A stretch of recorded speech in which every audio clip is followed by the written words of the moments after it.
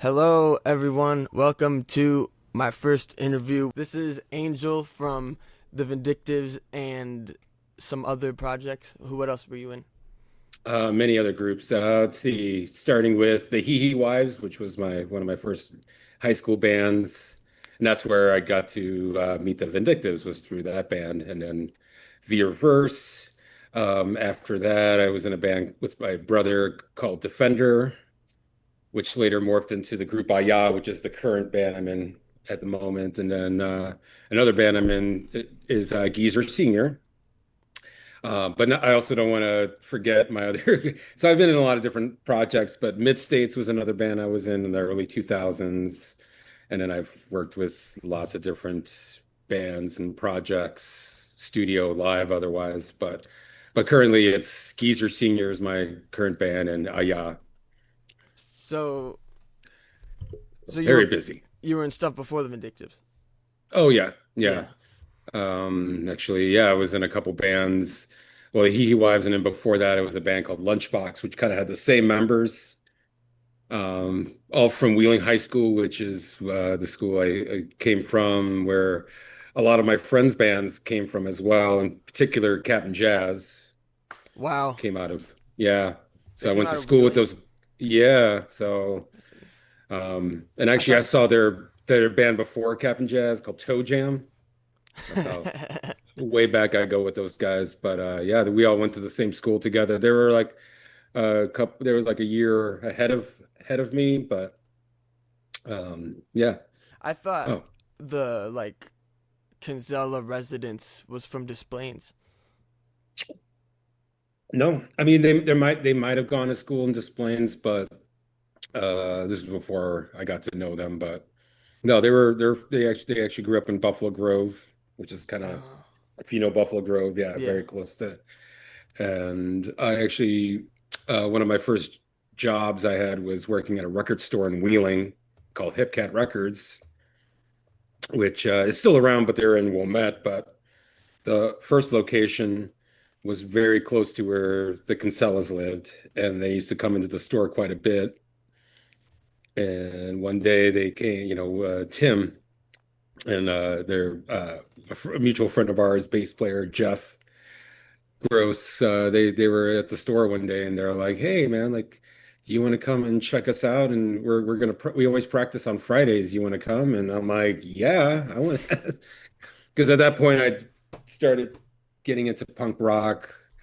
And but it was like I couldn't, there was a lot of I didn't know where to find anything, or I mean there was flyers, but it's like you couldn't really tell what bands, were happening. And then yeah, the Kinsella guys uh came into the picture, and they basically were like doing a band already. They were active and they were going to shows, so I was getting rides with them and checking out all kinds of cool shows.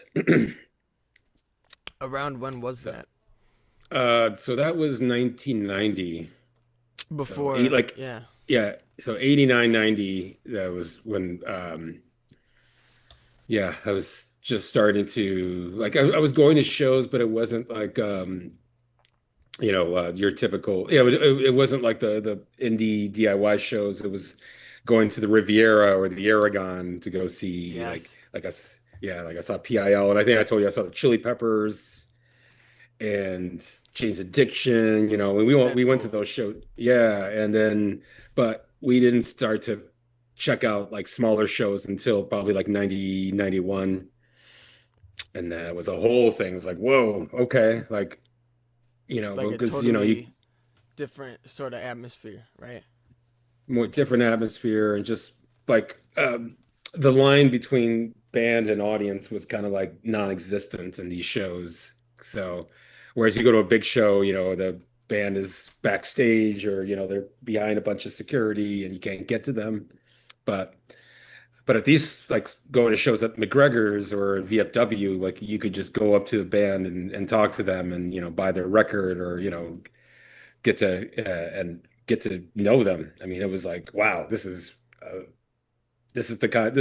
my scene. This is what I want to be in. That's like such a rare occurrence these days, I feel. Or like maybe not rare, but like the word doesn't get spread as well. Like Mm. there's like local shows all the time. Like that never stopped. Like I hate when people are No. like music isn't good anymore because like you just need to find it. But I feel like the promotion is different, especially cuz the internet exists now. Yeah, I mean, you can get, whatever niche you're into, what kind of scene you're into, you can find it. But yeah, there is something to be said about the early period where, yeah, it's like, there was a little bit more, I don't know, unity is the right word, but it just definitely felt like all the tribes were all together, if that makes sense. Just like Yeah. even if even if you go to a show and you're not necessarily part of that scene, like I don't know, like if it's like a ska show, you'll still see people that would go see like Cap and Jazz or see the Vindictives or Weasel. Like it was just more, it just seemed like more people were curious to check out whatever, because it's like you're not going to lose five, if it's $5, the band could be great or it Yeah. could suck. So, but now it's a With little bit more fragmented, I think. It's just, like, yeah, and money too. Yeah, it's like, although we don't do $5. this to make money. Yeah, you do it because you want to keep playing. Hmm. That's the way I find it. That's why I put like everything that is like even that you can choose to make money for, like Bandcamp. I put all that stuff for free. I think I have a belief that like once you put something out, it's no longer yours, Hmm. or like people can do whatever they want with it.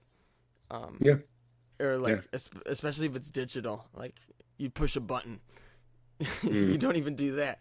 Like physical, it makes sense. And like back then, I heard CDs cost 50 cents to make or something like that, Hmm. and like Yeah, vinyl was like $5 or something four like ninety that. Yeah, or 4.99. So yeah, yeah. I mean, that was a big that was a record label scam of like, yeah, like it would cost, pennies just to make a disc and then charge, well, at the time, like $15 was like a going rate on a new CD and which is yeah. And yeah, thankfully like the indie labels in Chicago, the most you would charge would be like $10. yeah, And that's pretty sweet. yeah. I would assume so. Back then, was 10 a lot of money? I mean, it could, yeah, I mean, it was, but the thing that a lot of labels that were smart would do is they would load up a disc with like basically the amount, yeah, they would just cram as much music into a Mm-hmm. disc. So you'd pay $10, but you'd get like 70 plus hour or minutes of music, which For was, yeah, I those mean, that was, releases, yeah. Like hmm. even Hypno Punko does that with the In Pursuit. Yeah, yeah, yeah, I mean, that's definitely designed for anybody who just like leaves their discs and kind of doesn't pay attention, and it's like, oh, it keeps going. In fact, I've had people, I've read reviews where they're like, I really feel bad for the drummer because they keep him, they, he's like playing that part over and over. So I'm like, if only Yeah. they knew. Have you ever listened to the full 44 minutes of that in one sitting? Once, yes, Just like to see like and then it like kind of stops abruptly. It's just like bye bye. yeah, Yeah. yeah, Yeah. It doesn't fade yeah, out which or I anything. no, which is that's how it ended. And we didn't obviously I didn't play it that long in the studio, but yeah, I think the first the when I first got the CD after it was all done and I took it home and I listened to it, I'm like, I don't remember playing it this long. Oh, okay. And it just I just kept it going. I'm like, oh, okay. Like I'm just waiting for something to happen and it never did. It just kept going and going. And so Do you only yeah. play drums? Yes, so I am. I mess around with some guitar, but not like I wouldn't call myself like a definitely not on your caliber. By the way, you are. Speaking of new music, I'm just completely blown away by your music. I was listening to just before we got together, just I trying to get ready, appreciate and it. Yeah, I saw your yeah, man, comment. I appreciate it. Thank you very much. Those are that tune, all the Beauty of Sleep, man, that's a beautiful, sublime tune. thank you. That Yeah. was like I forgot. Like I think that was inspired. Do you listen to any Mr. Bungle or like A little bit. a Yeah. little bit? There's a song on California called "The Holy Filament" that kind of Mm. sounds like that, where there's like it's like piano arpeggios. What I was uh going for is like if you listen to it with headphones, they Yeah. both kind of bounce back. Um, Mm-hmm. and that track was made to be fallen asleep to. I've Mm. tried doing that. I've fallen asleep to Hypno Punko, by the way, like dozens of times.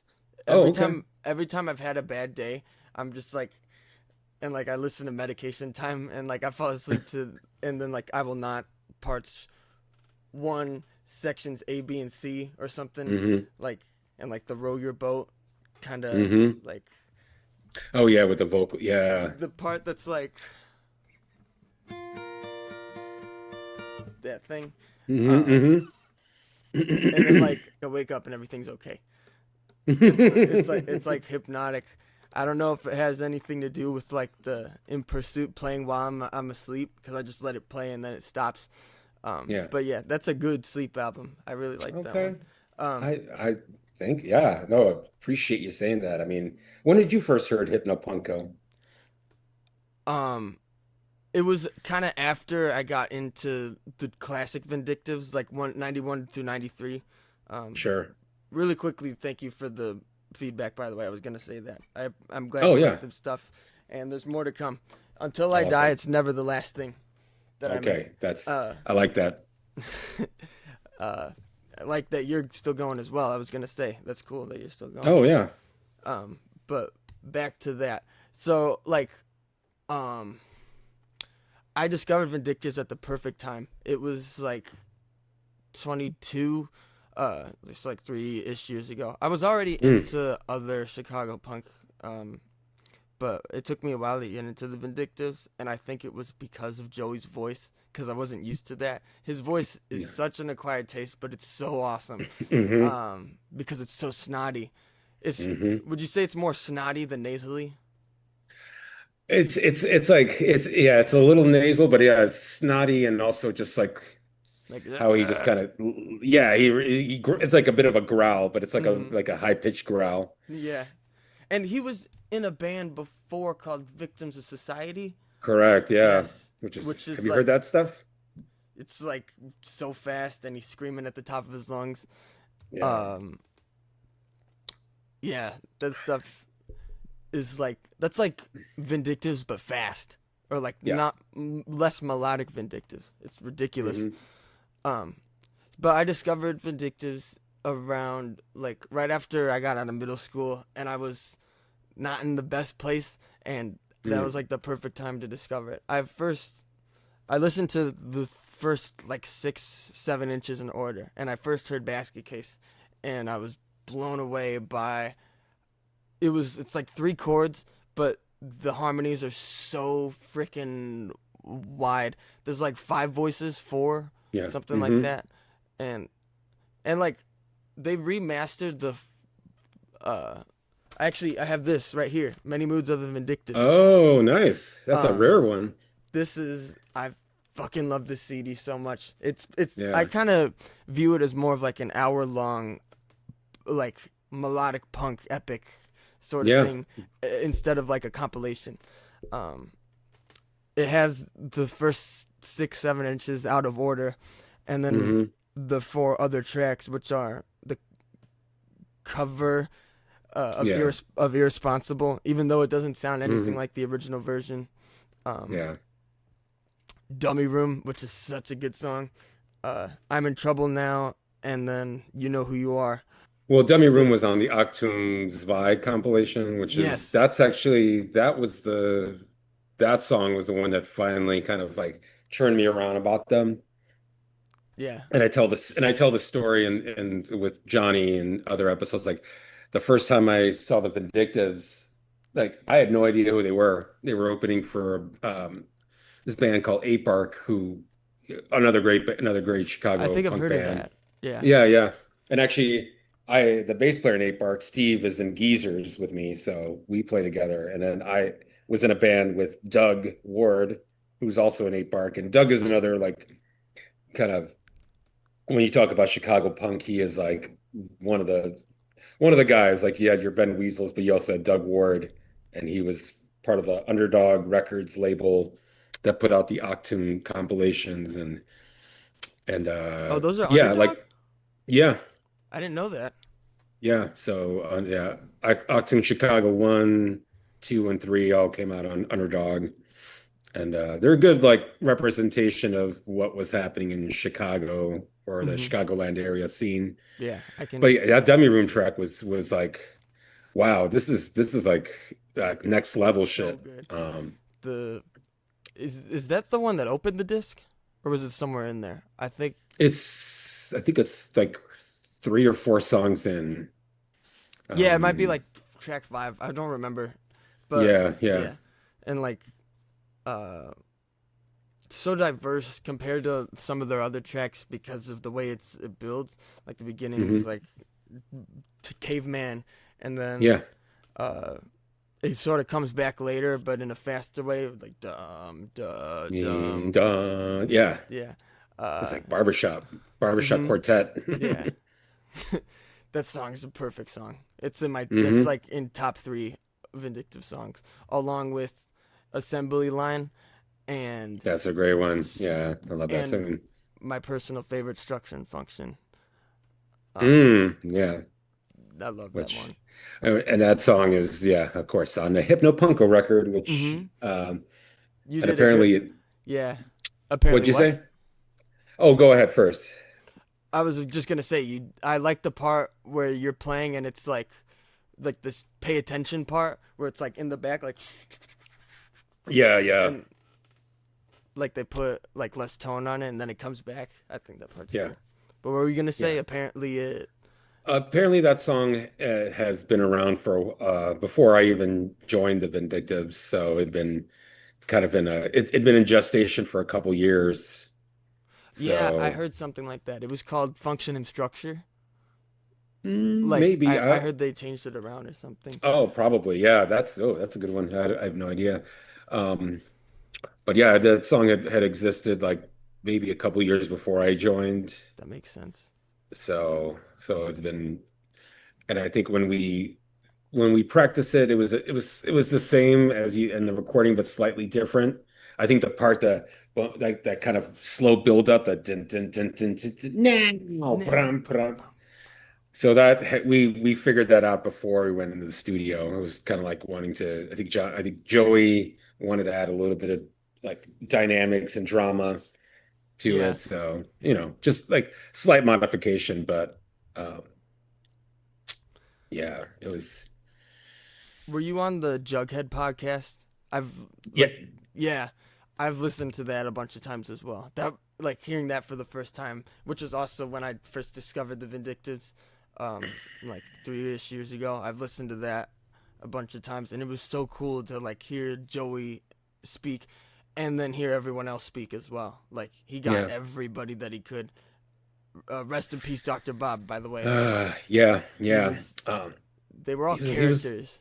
Yeah. yeah, yeah. I mean, I'm very, like I said, I'm very lucky that I got to see them as much as I did and got to know pretty much everybody in the band.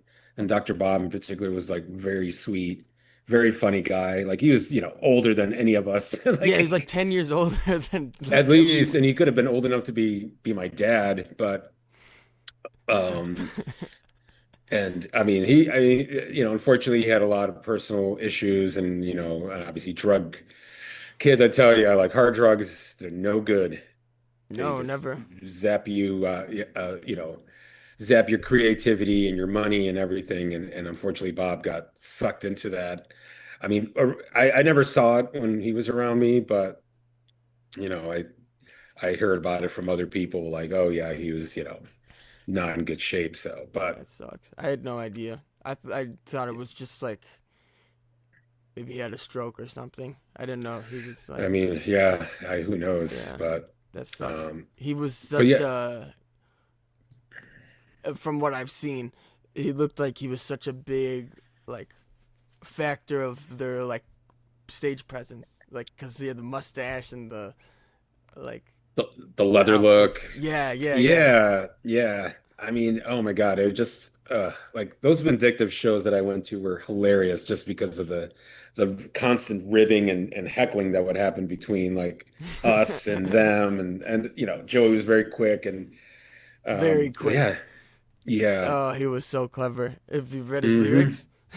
Oh, I mean, shoot, yeah. I mean, but it's funny. I was so, I was working on this episode on with Johnny Personality, aka John Stockfish, Yes, great. and I was looking, finding footage and a lot of video stuff. And one thing I noticed about Joey's stage presence during those early shows when Ben Weasel was in the band, and I think Johnny kind of pointed it out too that Mhm. Ben did all the talking, which I found Yeah, very, kinda. Yeah, that's kind of what I saw that part. Yeah, he yeah. was like, and then the clip played when he was like, um, "You might want to quit your job after this." Yeah, yeah, that line, which I remember, I was that was the first Vindictive show I saw was that, Oh, you were in the and crowd. I was in the crowd. Yeah, I was probably in front of Ben Weasel, and yeah, it was just like I'm like, oh, isn't that Ben Weasel? So that was kind of what piqued my interest about them. It's like, oh, that's Ben Weasel's band. And he's and this was when Screeching Weasel, Yeah, they were on a bit of a hiatus, right? kind of, Or yeah. something. Yeah, I think well, My Brain Hurt had come out maybe a year before, 91. so. That's my favorite Screeching Weasel I album, I by the love way. that record. Yeah, no, agree. Um, and those were great shows too to see. But so Ben Weasel was kind of like, I guess at that time he was kind of like the more like upfront kind of guy, just like, you know, willing to talk to the audience. And Joey was kind of like, I think he was very shy. And in hindsight, Hmm. knowing what I know about Joey, and what he was going through, that I don't think he ever felt comfortable being in front of an audience, Yeah, which is he just crazy. yeah he just had such an impulse for it, or Hmm. like to kind of seemed like he was like a good leader, but like Mm. maybe didn't have like the confidence, which is baffling to like uh be up in front of everyone, or Yeah. maybe he like wanted the anonymity of like someone like a drummer maybe, but like still have Yeah. the driving force. He was the creative genius that, because like, did anybody else write any Vindictive song? In that group, that's a good question. I mean, I think Johnny did I'm gonna Yeah, say maybe Johnny. it Yeah. was between I think Johnny and Joey. Like I think Joey, he was the creative one, came up with all the lyrics, maybe the melody, and then Johnny just translated it into Hmm. music, and then passed it on to everybody. So, I um, also but, have this Curious Oddities and Bare Essentials. oh, Um, oh yeah, I've seen the artwork on that, but what is on that one? this is like everything before Hypno Punko and after Many Moods. Um, Okay, and I so it's honestly got don't really, I don't really like this thing that much. This is like my this least favorite period of the band, does it just got because automaton on there? I love that song. That I was I gonna love that say song. that is Yeah. my exception with, and even on the back it says that's the way they'll play the game and that's the way they'll find you. Yeah, that's a Um, great line. which is from that. Dude, Hmm. that's like another top five. That song's amazing. Um, but like I think the other songs are kind of garbage. Alarm Mm. Clocks is my least favorite Vindictive song ever, Interesting. Yeah. and I think because it's the most popular. And I was like, not just because it's the most popular, but because of like how like one of the least worthy it is. I think compared to all the other songs on this CD, for example, and Mm. just like that song is just like a basic to me. I don't mean to like it's not a bad song. I I just don't think mean, it's that as good. I think the reason it was so popular is because it was on Lookout Records, yeah.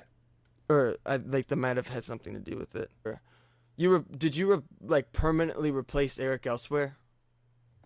No, so the way it works, so I missed the Eric Elsewhere days, but he was the first drummer, and then when he left the band or whatever, that's when they got a hold of Pat Buckley, who became PJ Party. Yeah, So, yeah, and yeah. yeah, and he's a um, probably one of the sweetest men that I've ever known. And when I was started to become a fan of the Vindictives, I remember kind of like connecting with Buckley because I was learning, I was on my way. Let's see. Yep, there he is. Hmm. And I was coming up as a drummer as well. So having a guy like Buckley who I admired and I loved I love his playing on all those tracks.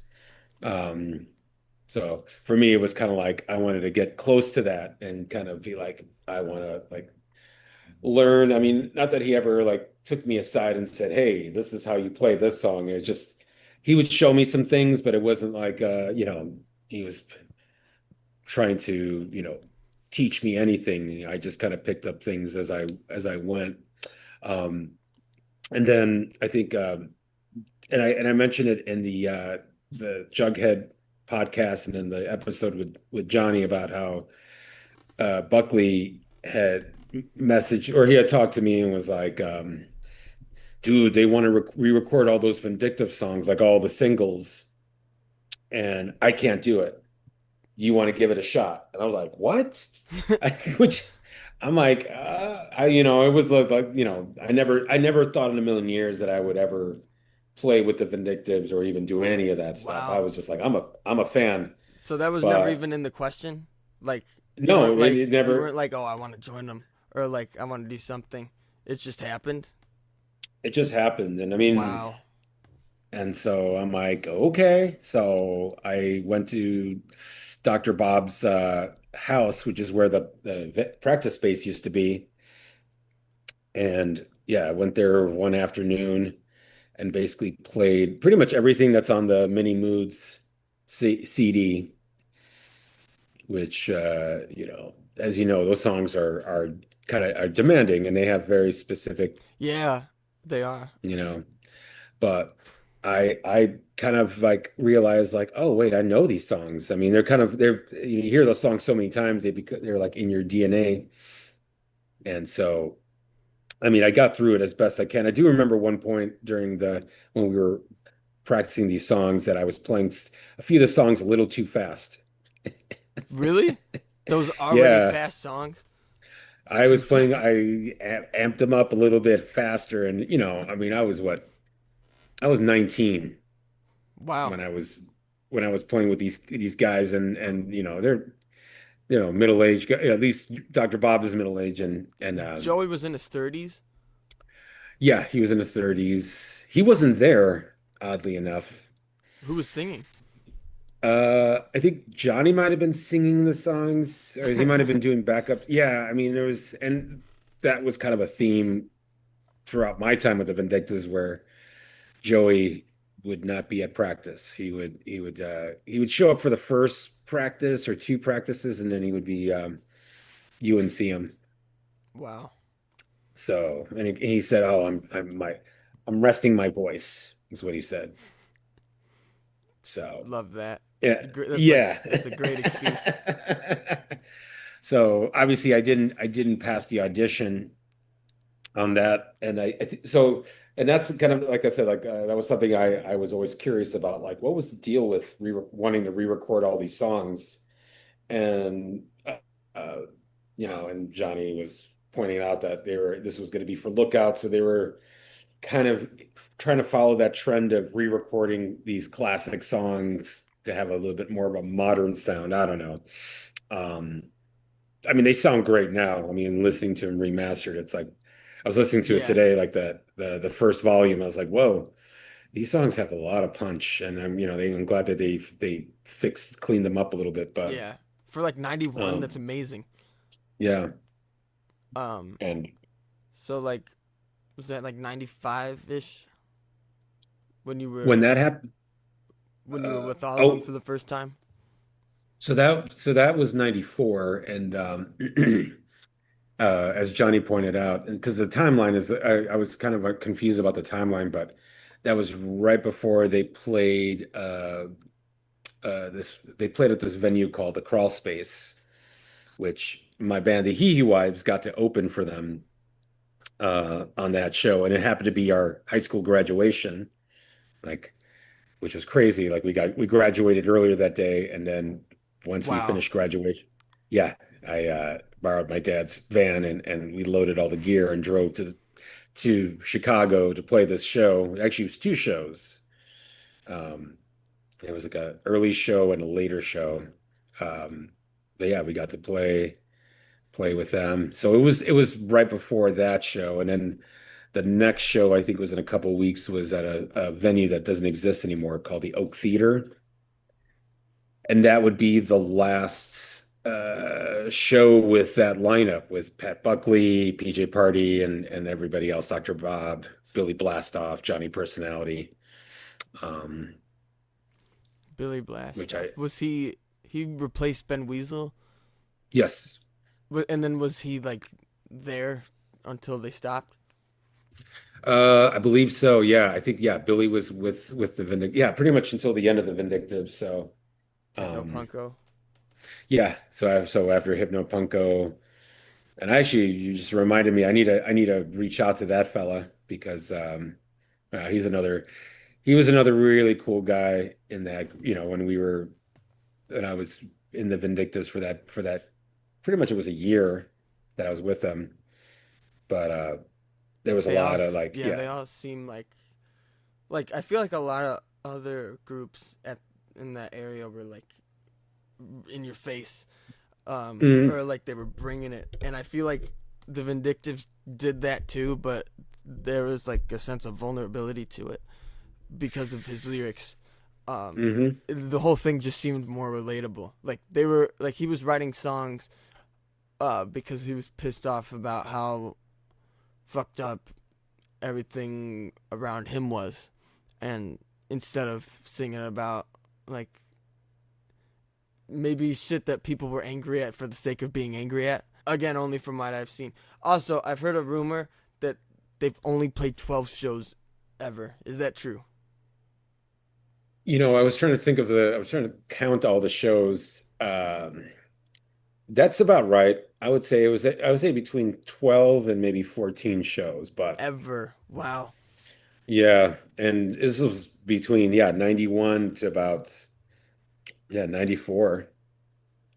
And they would play basically once a month. I think it was kind of or once every other month. And I remember asking Joey about this, like, why don't you guys play a lot? It's like, we want to make them special. We want these shows to be special.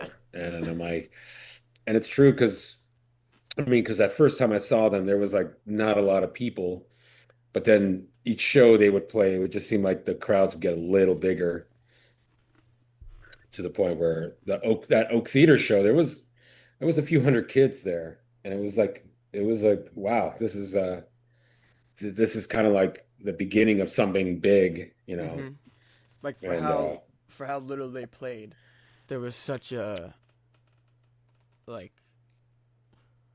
like there was a show in '93 that I saw, and like everyone was in on it. I forgot where it was, but it was like Joey was wearing like he had like a beard and a buzz cut, and he was wearing oversized clothes. And like in that video, oh, everyone's just like totally in on it, and like they're like oh, for his humor, sense of humor and stuff. That's was the he wearing what? a hat? Was he wearing Yeah, a hat? the The thing. little kind of like almost like a fet that was so that was Wrigley Side Tap, That's right, which Wiggly is side. Yeah. and I was at that show, and actually I was you can't see me, but I'm off to the side next to Buckley because once I got, once I became like kind of part of the entourage, I would always hang out right next to Buckley, usually either getting him something to drink or drumstick or light a cigarette for him. It was like I was basically his unofficial roadie That's cool. handler. But I wanted to be close to that. I'm like this is I said it before with I even said it to Jughead to his face that I said it's like I really I love Screeching Weasel, but when it came down to it between you and Weasel or Vindictives and Weasel, I always picked Vindictives By because far. they were just a very next level They band. I mean, were yeah. they were in a league of their own. I think Screeching Hmm. Weasel was kind of like very Ramones heavy, but like the Mm. Vindictives were like their own thing. Yeah. Um, so that totally makes sense. And like Ben was in the Riverdales, which is like totally the Hmm. Ramones, like Yeah. because it's Yeah. like there's only three of them and there's not a lot of stuff going on. Um, but like, And that was a weird time. Like so there was this thing with Screeching Weasel that I remember, where especially like I would say 92 to 93 or 94, where everybody had like the buzz cut, like the almost like the like the I don't know what you call it. Yeah, it was like the kind of buzz cut.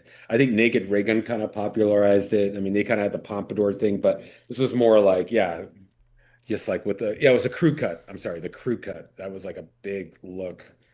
And I don't know, I just couldn't get into it. Um, and yeah, Screechy Weasel, like, I mean, that there's that classic period. I mean, I like the early stuff. It's very aggressive and, definitely had a very mm-hmm. hardcore vibe to it. But then, by like my brain hurts up until what is it, the how to annoy friends, And that irritate record. people. Yeah, exactly. Like that Bark like a was, I dog. mean, Yeah.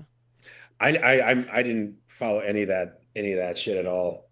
And then of course, there's I mean, Ben Weasel was very he's a very controversial figure. Even back then, I mean, Yeah. he did a lot of shit talking, a lot of A uh lot of smack was you know, being talked.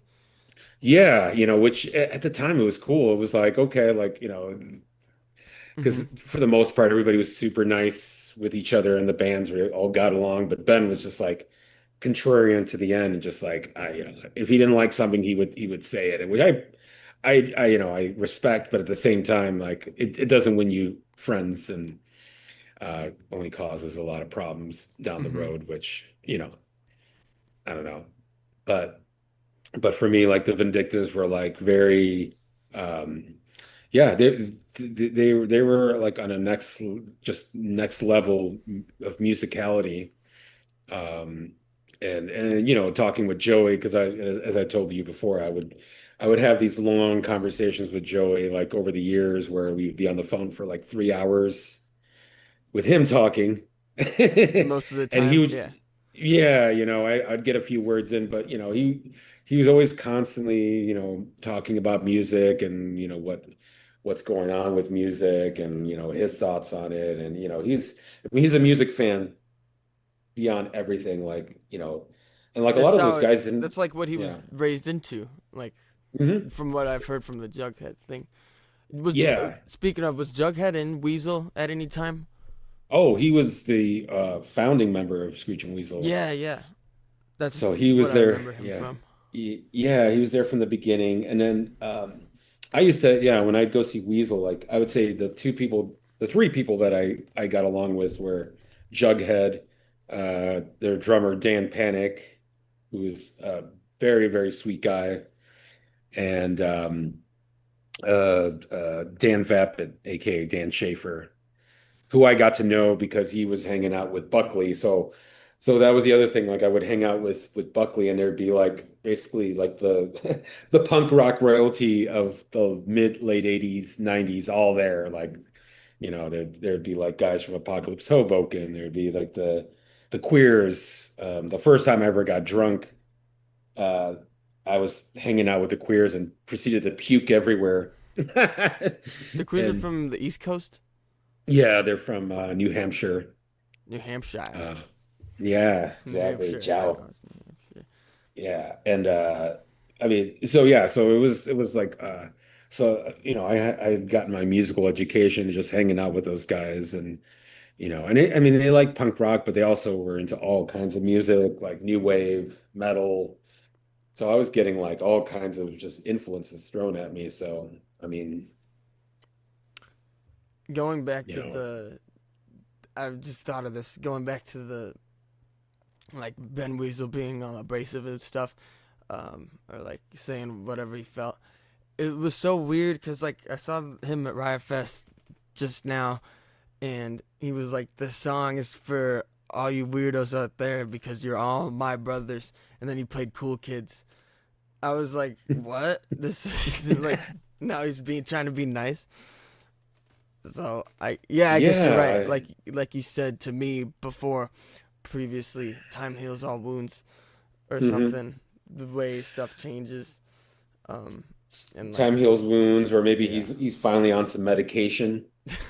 Because he also suffered from mental illness. I mean, he tells stories about when he was oh yeah, don't mind this guy. This is Mittens. nice. But Love kitty cats. yeah, but he tells the story. But he was locked up in a like a youth home when he was a teenager. He was one of those rebellious kids that gotten would get into trouble or start shit, and then his parents would I guess sent him off to like a youth home for disturbed kids or something like that. So Yeah, um, that's pretty fucked up. I don't yeah, really so know I'm much about him. I just know that he's like controversial, but I don't very know. controversial. I I mean, don't I know I much never about had. his life.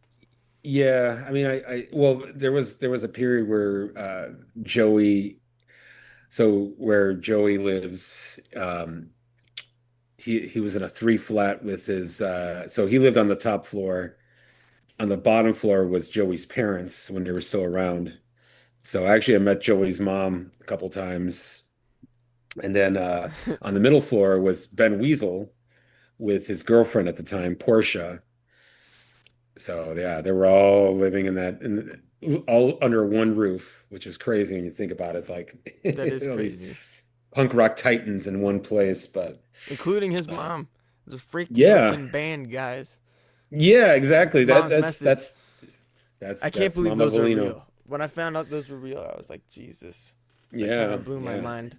That album I heard um is about like a set of physical ailments that like almost killed Joey, Mm, or like because like he was talking about how like he was in the hospital and they were shoving medications down his throat, and like yeah. was that like for mental or physical reasons?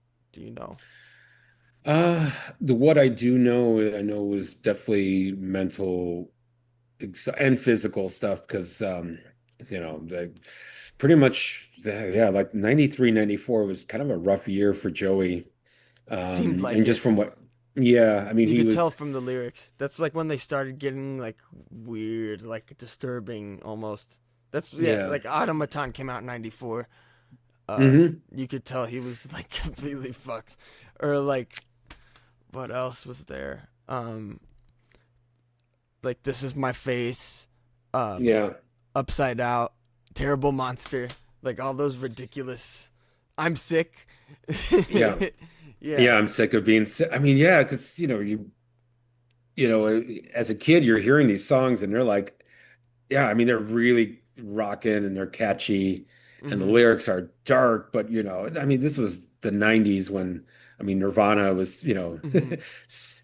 Kurt Cobain was singing all kinds of depressing stuff and like but it Yeah, that was was like the thing. I don't think did people like take that sort of shit as seriously? Like, I don't think so. yeah. No. I mean, maybe some of the guys in the band, but in general for me, like I just thought they were, it was poetry and it Mhm. just kind of like reflecting you know, but as I got to know and talk with Joey, start to realize, no, he's going through this shit, Mhm. and I mean he's very candid about his what the stuff that he was going through. So but yeah, but at that time, it's we're too busy having fun. I mean, we're like, I'm 18, 19 years old, I'm not thinking about, some of these mental problems. But I did learn, that's when I first learned about agoraphobia, which, Go that was fear of something going that outside. Joey, yeah, which that's kind of a mind blower when That you think is, about it, yeah. because you're like, okay, you're in this band, you're playing shows, but yet you're afraid of new surroundings. It's it was hard to, like I said, as a high He schooler, was. it's hard to really, Mhm. you know. It's a mind fuck. I would assume, especially back then, because uh, like the whole sort of thing was, it seemed more glorified back then. Hmm. Or like it was cool to be screwed up, or like it was cool to sort of reject a healthy or positive lifestyle. Misery loves company. Yeah. That's, the more fucked up and miserable you sound, the cooler you are because you have something to talk about.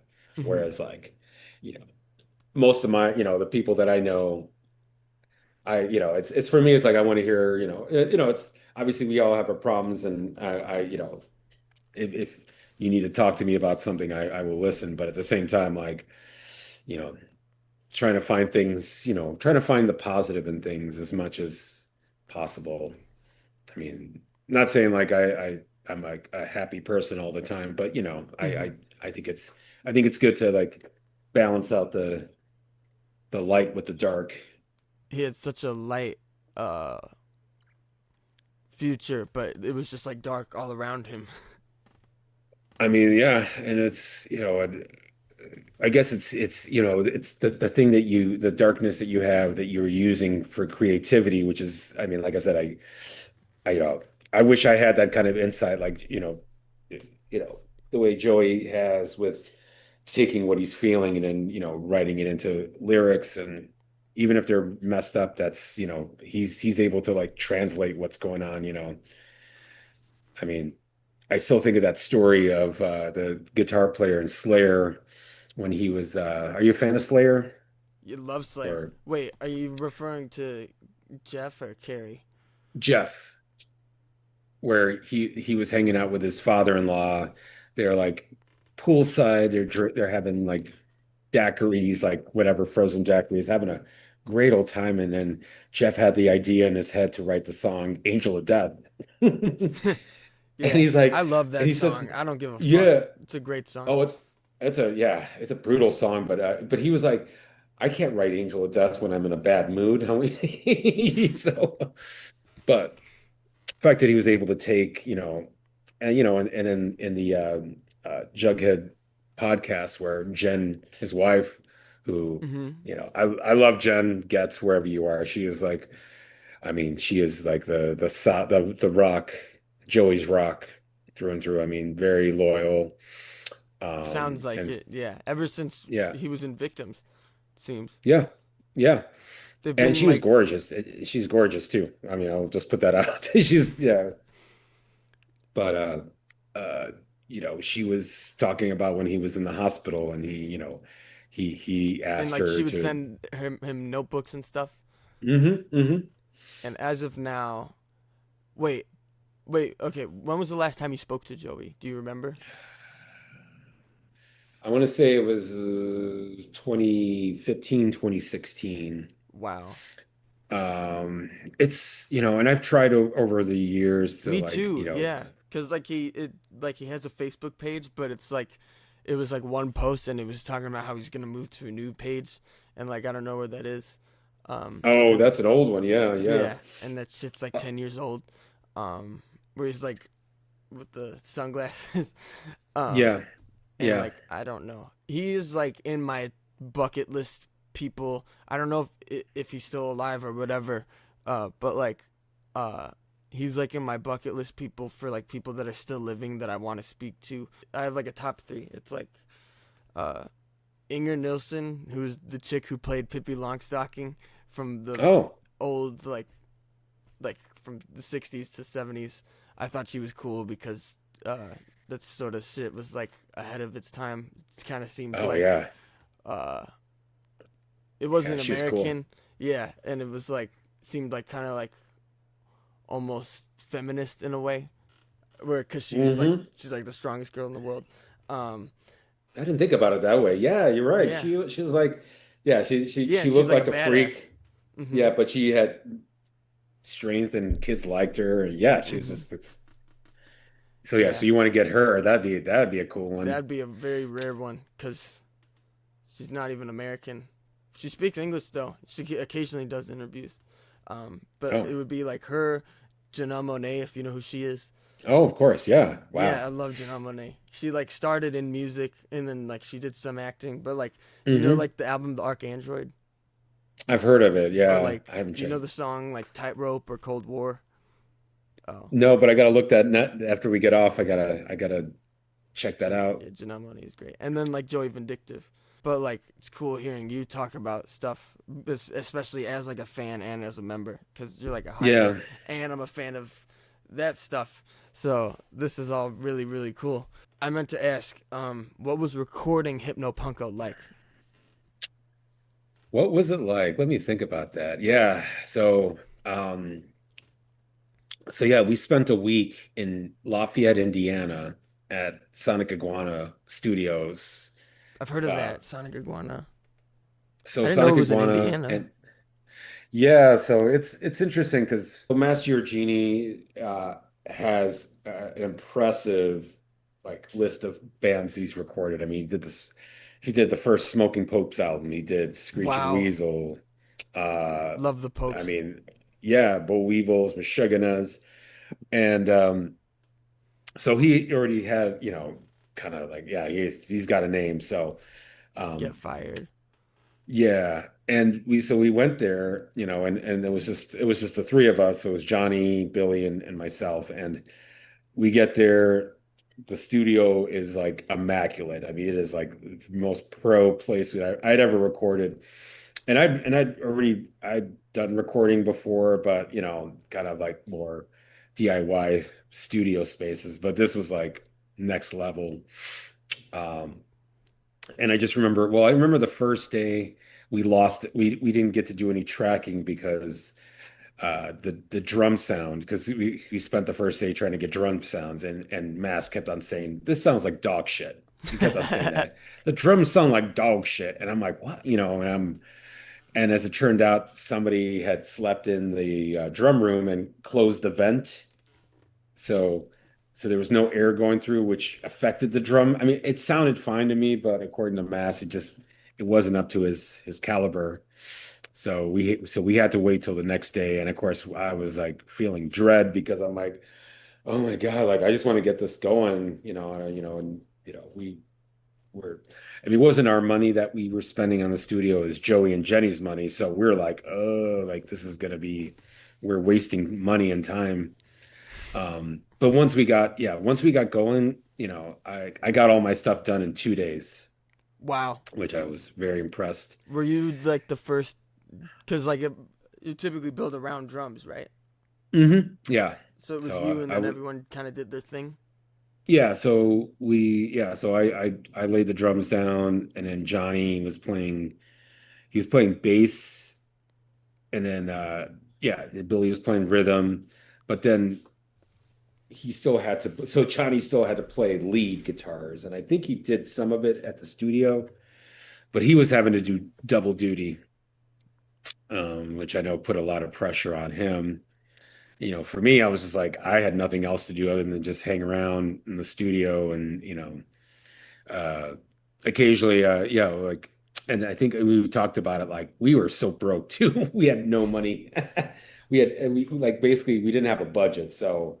Uh, so I brought a little bit of cash. I mean, this was the 90s, so I didn't quite have direct deposit or any of that shit yet. The So late it was just '90s. like, yeah, so it was, so I mean, but besides that, like I remember finishing the drum tracks and kind of like I felt like I kind of like I got to the finish, but yeah, there was still more to do on the record, but at least my stuff was done.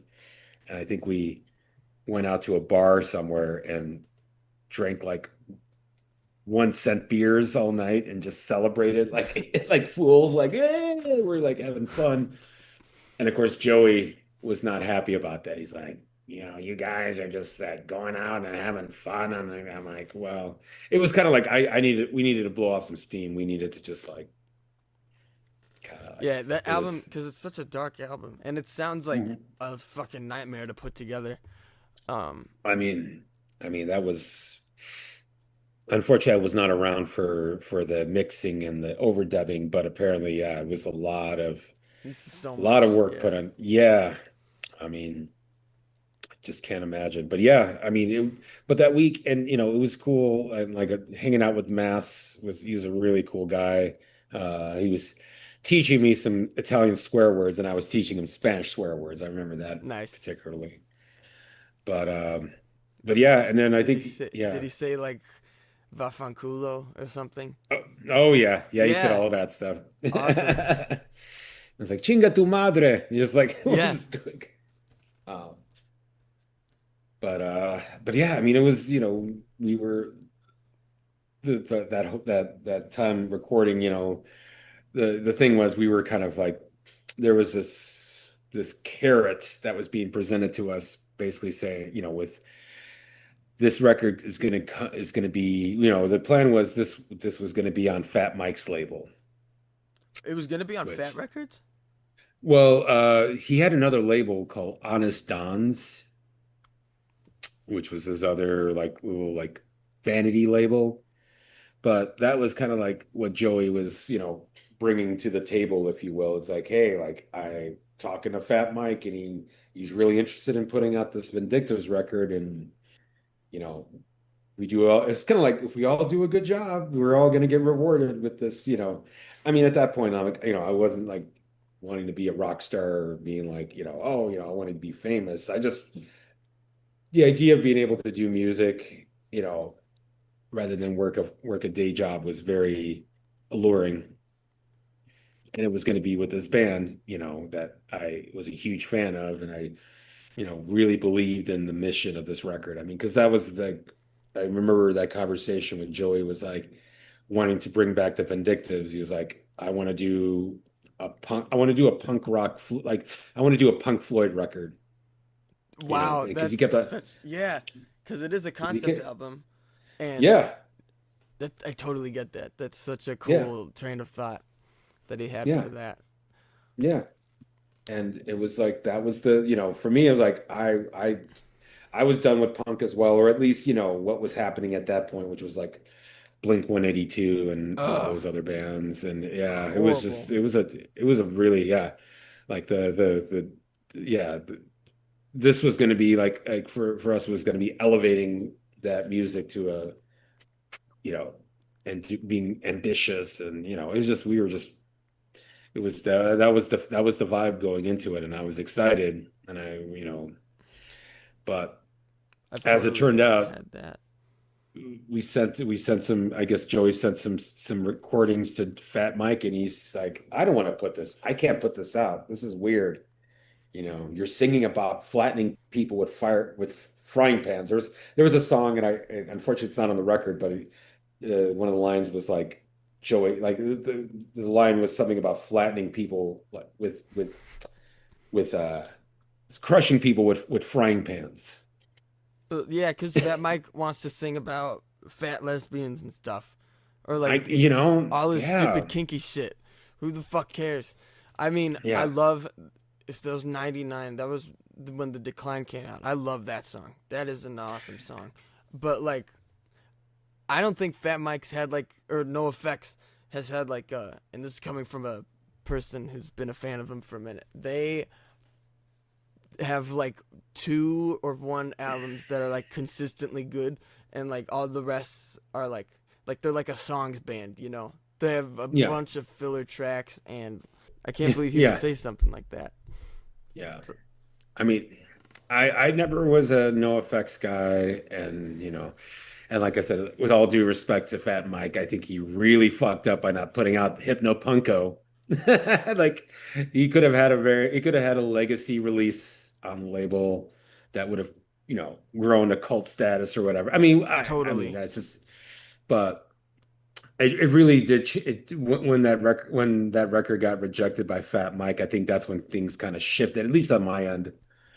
Because now it's like, okay, who are we making this record for? Like, where's it was a very unsure time for us after that was all done. I mean, there was still work to be done, and that took the longest, but yeah, I mean, it was just like, okay, like, and there's really no shows in the foreseeable future, so it's like, you know, Hmm. Like that was so what it was gonna be. Like it's like when the Beatles stopped playing live and they just Hmm. started doing music. Um, that's kind of like what it seemed like, and like the music was more complex. Like, Hmm. there's no way you could do Hypno Punko live. That just like, are people gonna sit down and listen to like I will not part, like the one where it's just like a cappella or something. Like that's like something Yeah. that you sit down and you take in. That's not like it wouldn't work because it's so Yeah. different.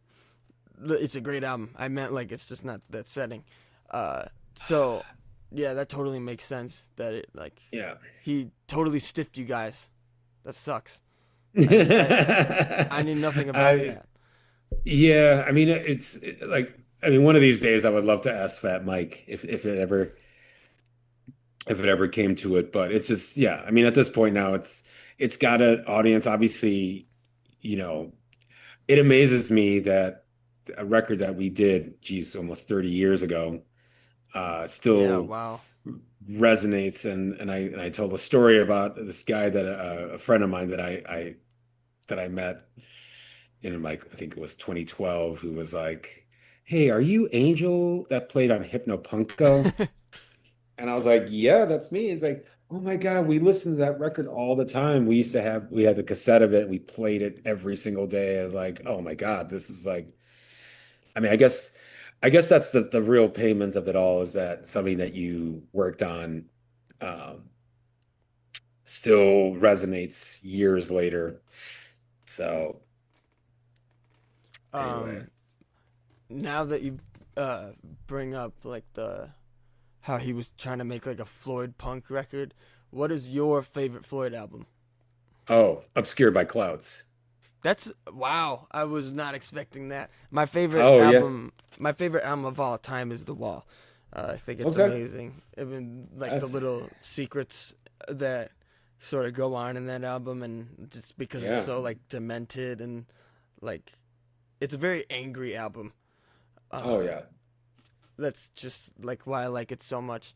But like I love the sound of the psychedelic shit. Like Adam Hartmother is awesome. Oh, Uh, that's a great record. Yeah, not many Metal. people. Yeah, metal's good. Yeah, I not don't many know. people know that album as much, or Obscured by Clouds, or Yeah. because that's a soundtrack album, so it's not So, really. Yeah. but the thing about that record compared to other like Floyd records is like the there's very specific songs and the fact that they were writing them to go along with a movie, they couldn't really mess around with like spending time, you know, working on because Hmm. that was the thing like They did in like Pink two Floyd. weeks. Yeah, because they had to get it, you know, they had a schedule, so they had to just come up with a song, you know, and work through it and then record it. It's a kind of like right, it's a the bridge. It's right before, it's Hmm. right between Metal and Dark Side. Yeah. So it's almost like you're hearing what they're gonna end up doing with Dark Side, but then it's Hmm. still kind of connected to the past. So I don't know. I mean, and that was something Joey and I we bonded over was Pink Floyd. That's cool. Pink Floyd's Um, my favorite um, band ever. They've oh, done me like too. nice. They've done like everything that you can think of that has like changed music in a way, Hmm. or like there wouldn't be this if it wasn't for Floyd or something. Even with this, I love Sid Barrett too. He was Oh yeah. wonderful. I love both. I don't like anything past the wall though. I think that shit sucks. Or or like Yeah, the final it cut, gets a it starts. momentary lapse of reason is horrible because it's so 80s. Oh yeah. Yeah. I mean, I was digging it when it came out, but yeah, like Final Cut I will only listen to on Memorial Day or Veterans Day because it is kind of like a very Yeah, it's that sort of thing. yeah. I've made peace with the Final Cut, but it's not one that I'm like, oh, I'm gonna put this one on Hmm. like and I love Animals. Animals is like Animals is that's my second favorite Floyd yeah. album. Yeah. That's like the most punk album probably. Oh, That's that's Punk Floyd. I mean, it's like Punk Floyd. I never even thought so of that. yeah, no, it's I mean, And Unobscured by Clouds, I love Mudmen and Burning Bridges. mm, yeah. Those two, because they're like motifs. They have the same sort of like They have the same chord progression, but in like a different way. And like Yeah. the Leslie speaker with the Rhodes, so pretty. Mm. Um, Mm-hmm. Now I I hear a like little spirit in your voice too. I was gonna say like there's like a few. really, yeah, Yeah, there's definitely like I mean when I was I was listening the record I really like of yours. I like the one that you just put out, it's all but happening. the prick record is wow. That is so cool. Like it's I'm surprised you like that. That's the one that I think got the most criticism because it was so noisy. I was trying to make like a RFP Big Black album almost, or okay. like something that was so like said weird time signatures. Also, the last four albums I made from like Far Away to It's All Happening are concept albums, which I'm gonna elaborate more on. I'm gonna make like a video I think of like my old catalog. But Prick is a concept album about toxic masculinity. Um, Oh wow. it's so like everything that goes on. That's why the vocals are distorted because it's told through the perspective of this fictional. I like combined all the characteristics I hate about like everyday people, uh, Mm. and like I just made like this fictional horrible person, and then like at the end of the album he realizes that everyone hates him, um, which is Oh, like like I think we all know a little bit like someone like that we've like either like been to hmm school with or that we just see. I'm glad you like that one because that one is I feel like I kind of like overlooked it after I put it out because it was so people were like, oh, you could do better stuff. But I'm so happy that you like that one. yeah, I'm like, this is, yeah. I mean, everything about it just sounded really like, I mean, it's, yeah, the instrumentation, your voice is like, holy shit, this is, yeah. And I was listening to it at the grocery store, so it's even more like with the headphones on. I get into a headspace on it. So, yeah, dude, I don't know where you come from, but like, it's like you're like this music is so fully formed, you know, Hmm. and I appreciate that. I really dig your energy and just like where you're going with this and like please don't stop. That's really I will like never. This microphone is yeah. brand new, um, which Oh, is wonderful. the one that I'm recording like new stuff with. So like everything that you've sort of heard, I'm like gonna improve on, and it'll have better production. So Yeah. you will not be disappointed. I appreciate it. Um, Yeah. sorry, I don't mean to talk about myself for No, this whole no. I mean, thing. it's I mean, I'm getting to know you and this is like, you know, I actually I shared that video of structure and function to Johnny. Oh wow, what did he think?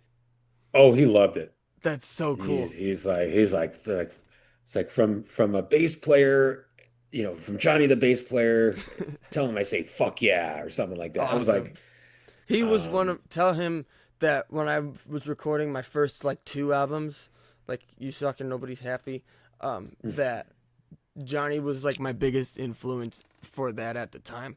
And like if it mm, wasn't for the Vindictives, by the way, I would never have considered harmony ever. mm, Like they made me realize that like punk can be like harmonic and melodic and stuff, but like yeah, still angry and like without yeah, it being like pop punk. And the songs are just so fucking good. yeah. Um, I was gonna ask, um, when you were recording like the "I Will Not" like where it's hmm that's the entire thing. Was that like copied through like all the other parts as well? I think so. So yeah, you're talking about the tuka tuka tuka tuka tuka. Mm-hmm. So I remember that specifically because I think we might have worked it out prior, yeah, before we got to the studio, or maybe it was at the studio where Johnny, I think, was the one who was like, okay, hey, can you do this beat like tucka tucka tucka?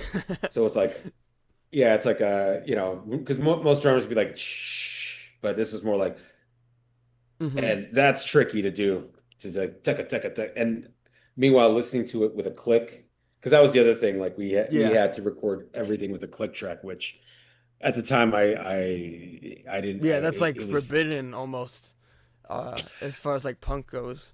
I didn't start right. recording with a click until like this year, Okay. just to I like mean, I get it down more. But yeah, it's like a yeah, weird transition. It's yeah, possible, but like Um, yeah, it just kind of like fucks with you a little bit the first time around, and especially doing that over and over, because it's the Yeah. same thing. I could imagine Yeah. like Yeah. drums was my first instrument. I've been playing drums since I was 8, so Oh I wow. can. I'm like a drummer at heart, I would say.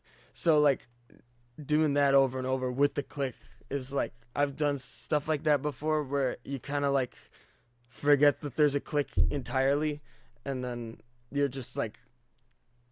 Yeah. just like going nuts, and then you're like, oh shit, I'm off, and then you Yeah. have to rewind. Yeah. Well, and it's that was the thing that I remember going into getting ready to record and using a click is like it's like once you get the hang of it, it'll free you up. That I remember that I'm hearing that.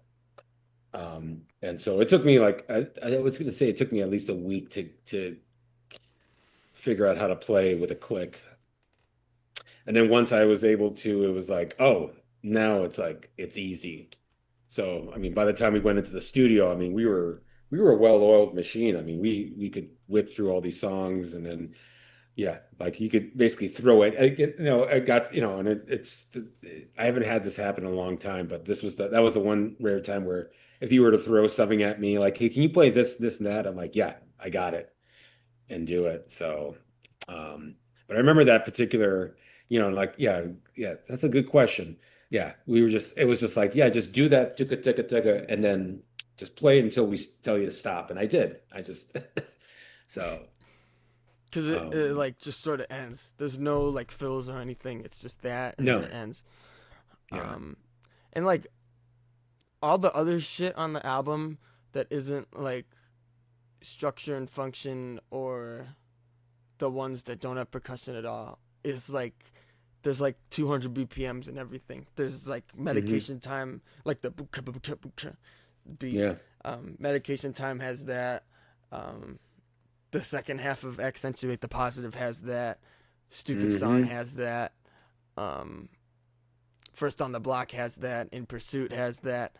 hmm Just like that sort of drum beat, which is such a reliable drum beat, and I've used it a bunch. Never gets old. hmm Um, so it's like, and they're all perfectly placed because they're spaced like a couple songs apart. So it has like its punk moments. Like the as soon as I heard it and like I heard Medication Time, I was like, this is awesome. And then immediately just like Johnny's like palm muted bass, and it like totally hmm changes.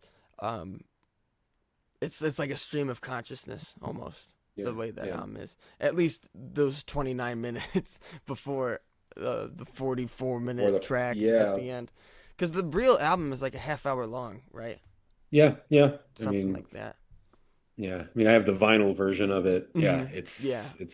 it's just under, which I'm very proud to say that the record that I'm on is the only full-length Vindictives record Yeah, that that's they've ever gotta. put out, Yeah, that's the best.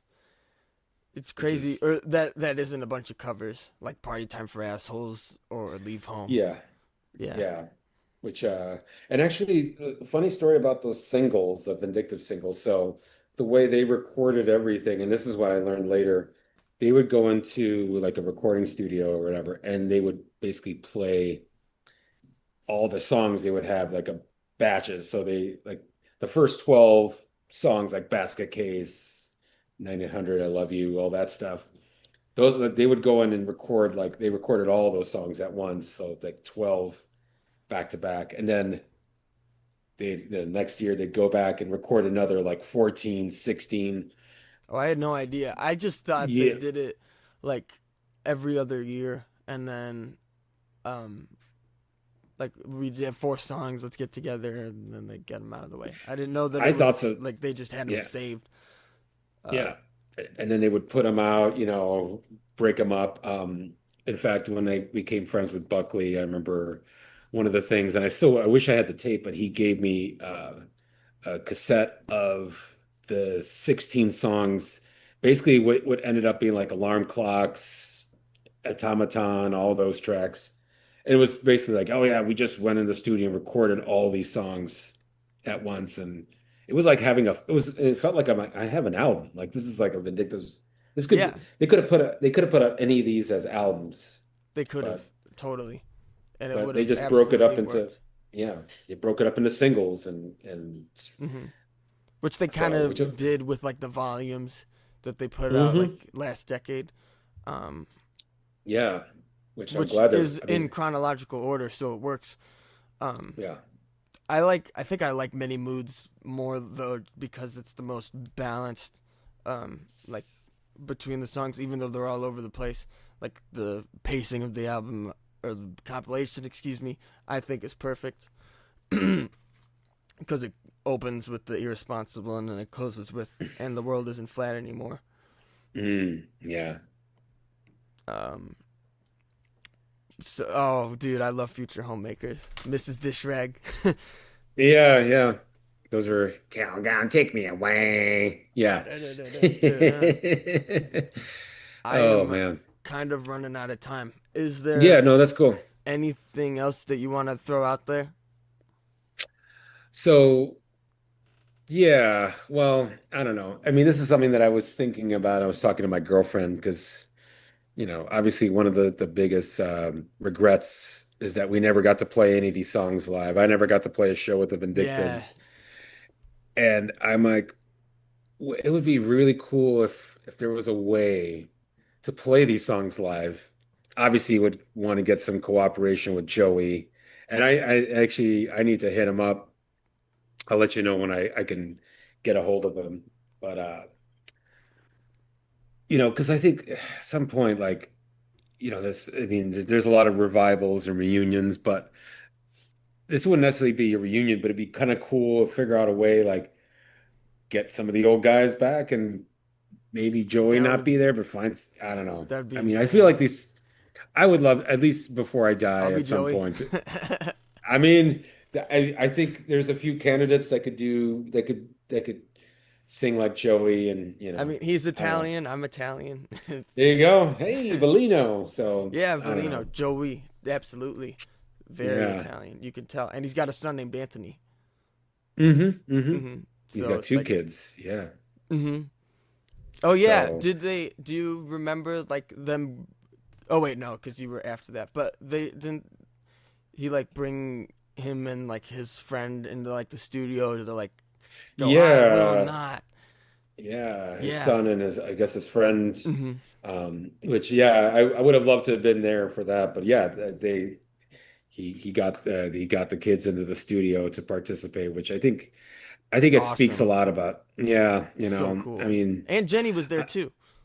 Jenny was all yeah, I mean, she was like I said, she's so I guess yeah, I mean, I would love to play I would love to play like Vindictive's music somehow as even if it's a tribute band. And Yeah. I'm putting it out there, but also just I really appreciate uh, you and thank you for reaching out to me. Absolutely. And like I said, I'm amazed that a record that I worked on a long time ago is still has still resonates with people, and so I just yeah, just may Hypno Punko live long, but anyway, I'll Absolutely. let you go. Awesome. It was great. I will keep in touch with you. Thank you for talking with me. Um, I'll put uh, his channel link in the description. Everyone that is Yeah. watching, he's got a bunch of interviews. I saw some of the stuff that he did, and I was like, oh my gosh, is this Angel? And I just decided to reach out, and here we are. So this Yeah, is yeah. great. Keep doing what you're doing. This conversation will keep going. And yeah, you're the best, man. Thank you, Excellent. Rocco. Thank you, Angel. Take care. You too.